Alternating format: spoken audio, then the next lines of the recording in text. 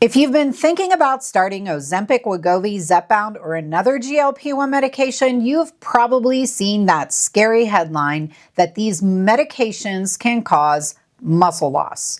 For many people, especially those over 60, that can sound very frightening. After all, we already lose muscle naturally as we age. The last thing that any of us wants is to become weaker or more frail.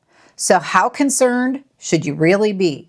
Today, I want to separate fact from fear and share what the research shows, what the experts are recommending, and the strategies that many people use to help preserve muscle while they're taking GLP-1s and losing that weight. Hi, everyone. Welcome back to Beyond the Scale. If you are new here, my name is Stephanie. I am a GLP-1 patient, and on this channel, we talk about GLP-1 medications, the latest research, and practical tips to help you have the best experience possible while you're taking these medications. Before we get started, I want to mention that I share this information as a patient who follows the research, not as a healthcare professional. Everyone's health situation is different, so always talk with your own healthcare provider about what makes sense for you. I have had several subscribers ask me to cover this topic, especially now that more Medicare beneficiaries are gaining access to these medications through the new Bridge program. And for those of you that are able to access them now, congratulations. That is exciting news, and I'm so happy for you. And I know for many of you, this is one of your biggest concerns. You may be thinking, I want to lose weight and improve my health, but I don't want to become weaker in the process. Completely understandable. If you're someone who has been hesitant to start exercising because you feel you're starting from way behind everyone else, I hope this video gives you some encouragement because small, consistent changes can really make a difference.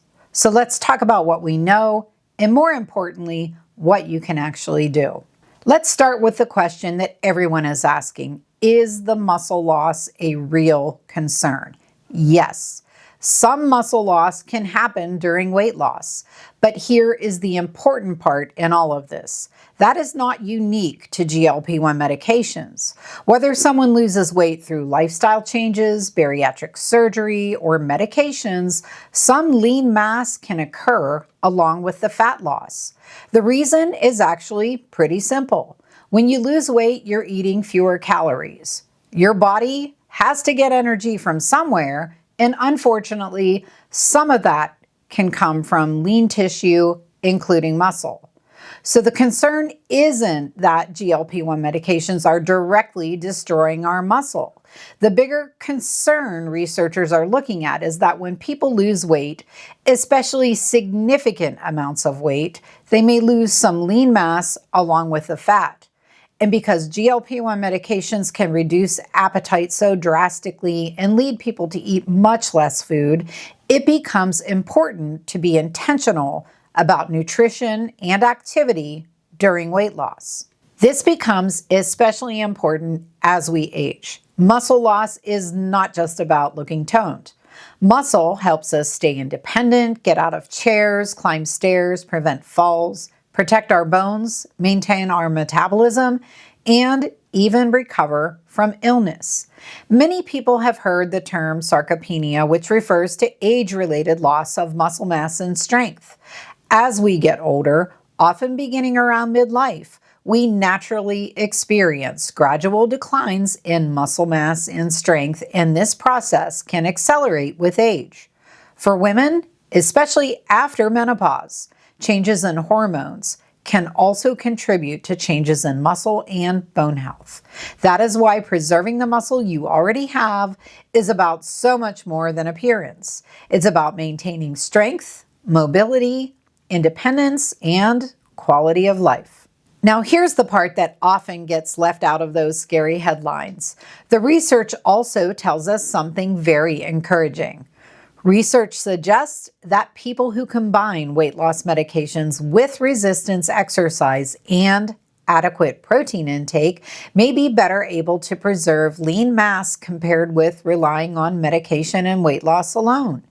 In other words, there is a lot that you can do. And the good news is many of these habits are beneficial whether you're taking a GLP-1 medication or not. Let's talk about 5 ways to help protect your muscle. Number 1, prioritize protein. This is probably one of the biggest recommendations that you will hear from obesity specialists and nutrition experts. The challenge, of course, is that GLP-1 medications reduce our appetite so much. Many people simply are not hungry enough to eat the amount of protein that they need. Many experts emphasize the importance of getting enough protein during weight loss. Some research and clinical recommendations suggest higher protein targets, often around 1.2 to 1.6 grams per kilogram of body weight per day for certain individuals. But the right amount depends on many factors, including your age, kidney health, activity level, and your overall health. Your healthcare provider or dietitian can help determine the right target for your situation. One helpful tip is to eat your protein first before filling up on those other foods. If you're struggling because you feel full quickly, foods like Greek yogurt, eggs, chicken, fish, cottage cheese, beans, or even a protein shake can make it easier to include more protein in your day. I actually did an entire video on how I hit my protein goals on Zepbound, so I will link that video here because I share some of the practical strategies that have helped me make protein a priority while taking a GLP-1. Number 2, make strength training your new best friend. I have been a GLP-1 patient for almost 18 months now, and based on what I've picked up along the way, if I could share one thing that I have learned through my own experience with you, besides making protein a priority, it would be this. Give your muscles a reason to stay. Your body responds to demand. When you challenge your muscles, even if it's with light weights or resistance bands, your body gets the message that those muscles are still needed. You do not need to become a power lifter. Many guidelines suggest incorporating resistance training regularly, often around 2 or more days per week when it's appropriate, but the right amount and the right starting point depends on your current fitness level and health situation. So you definitely need to have a conversation with your doctor about this. And if you're thinking, Stephanie, I cannot do traditional workouts, I want to reassure you that strength training can be adapted. This could include resistance bands, chair exercises, seated movements, water aerobics, wall push-ups, body weight exercises, light dumbbells even. If you have mobility limitations, balance concerns, or you're recovering from an injury or a health issue, talk to your healthcare provider or consider working with a physical therapist who can help you find safe exercises that fit your situation. The goal is not to punish your body. The goal is to remind your body that those muscles are still important. Number 3, and this can be difficult depending on how you respond to the medication. Number 3 is that you don't want to lose weight too quickly. Many experts emphasize the importance of gradual, sustainable weight loss rather than focusing on losing as much weight as possible as quickly as possible. You definitely don't want to do that. Rapid weight loss may increase the amount of lean tissue that is lost. A gradual approach may help support muscle preservation, especially when combined with adequate protein and resistance training. Number 4, do not judge your progress only by the scale. This one surprises many people. Muscle is denser than fat, meaning it takes up less space pound for pound. So if you're losing fat while maintaining muscle, the scale may not move as dramatically. Instead, you want to pay attention to your strength, your energy, how your clothes are fitting, your waist measurement. Some people also use body composition scales or DEXA scans, although neither is necessary or appropriate for everyone. And number 5 is to stay active overall. Strength training is incredibly important, but don't forget regular movement. Walking, swimming, cycling, even gardening, even staying active throughout the day helps maintain mobility, cardiovascular health, and overall fitness. General physical activity guidelines often use a goal of around 150 minutes of moderate activity per week when it's appropriate, but the best starting point, again, it depends on your current abilities and health. So I'm saying it one more time, work with your doctor on this. I also came across a few mistakes that experts see pretty often. One, not eating enough. It sounds strange because you're trying to lose weight, but if you're barely eating, especially if you're not getting enough protein, your body may have a harder time preserving muscle. Number two, and this is one that I struggle with because I am one of those freaks that loves cardio. Doing lots of cardio, but never strength training. That is a bad thing. Walking is wonderful, but walking alone does not provide the same muscle building signal that resistance training does.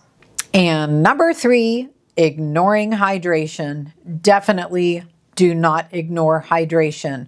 Some people feel that because their appetite and eating patterns change on a GLP-1 medication, that staying hydrated becomes more challenging. And I have experienced this myself.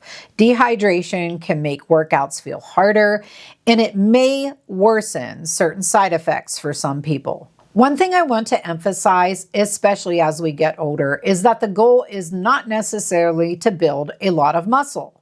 The goal is to protect the muscle that we have. Maintaining strength as we age is one of the best things we can do for our future selves. So after reading through multiple articles and research over the past year and a half, here's my takeaway. Yes, muscle loss is something that we should all take seriously, especially as we get older. But based on what I've learned from the research, I don't think concerns about muscle loss should automatically discourage someone from discussing GLP-1 medications with their healthcare provider if they may be an appropriate candidate. The same experts who raise concerns about muscle loss also point out that we have strategies that may help reduce that risk. High-quality protein, resistance exercise, reasonable weight loss goals, good nutrition, and staying active.